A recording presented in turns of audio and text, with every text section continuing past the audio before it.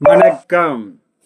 4/3/2026 புதன்கிழமை இன்றைய ரிஷப ராசி பலன். ரிஷப ராசியில் பிறந்தவர்களுக்கு இன்றைய நாள் மிகவும் சிறந்த நாளாகவும், நினைத்து நிறைவேற எண்ணங்கள் ஈடேறும், புதிய முயற்சிகள் கை கொடுக்கும், நல்லவருடைய ஆசியும் அரவணைப்பும் கிடைக்கும், சர்வ காரியத்திலும் வெற்றி கிடைக்கும், சர்வ சிக்கல்களும் தீர்வாகும், புதிய முயற்சிகள் கை கொடுக்கும், தொழில் அபிவிருத்தி அடையும், நல்லோருடைய ஆசியும் அரவணைப்பும் கிடைக்கும், எடுத்த காரியம் அனைத்திலும் வெற்றி கிடைக்கக்கூடிய நாளாகும். சுய தொழில் செய்பவர்களுக்கு வாடிக்கையாளர்களுடைய அதிகரிப்பால் வருவாய் கூடும்.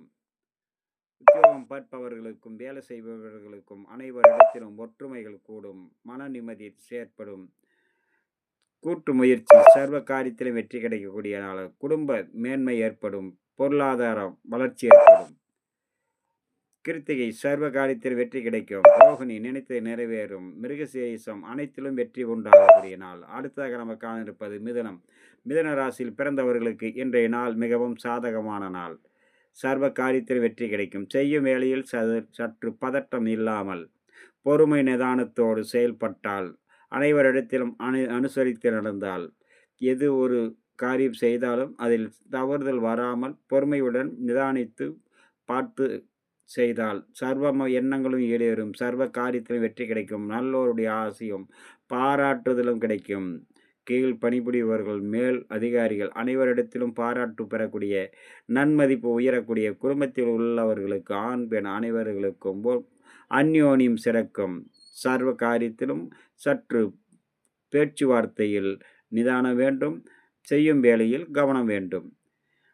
மிருக சீரிசம் சர்வ காரியத்திலும் வெற்றி கிடைக்கும், ரோகிணி அனைத்து காரியத்திலும் வெற்றி கிடைக்க நீங்கள் சற்று செய்யும் வேளையில் கவனம் வேண்டும். புனர்பூசம் சர்வ காரியம் வெற்றி கிடைக்கும். திருவாதிரை நட்சத்திரத்தில் பிறந்தவர்களுக்கு செய்யும் வேலை எதுவானாலும் கவனத்துடன் செயல்பட வேண்டும். அடுத்ததாக நம்ம காண இருப்பது கடகம்.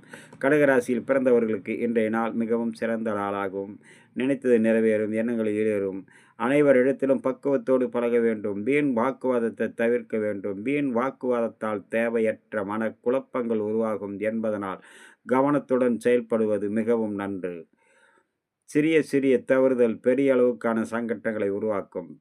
வீண் வாக்குவாதம், பதட்டம், கோபம் மிகவும் சிக்கலை உண்டாக்கும் என்பதனால் கவனமுடன் இருக்க வேண்டும். புனர்பூசம் 4ஆம் பாதம் பொறுமையுடன் இருங்கள், சர்வ காரியத்தில் வெற்றி கிடைக்கும். பூசம் அனைவரிடத்திலும் அனுசரித்து செல்ல வேண்டும், வீண் வாக்குவாதத்தை தவிர்ப்பது மிகவும் நன்று. ஆயில்யம் பயணத்தின் போதும் வேலை செய்யும் இடத்திலும் பாதுகாப்பு தேவை. அடுத்தது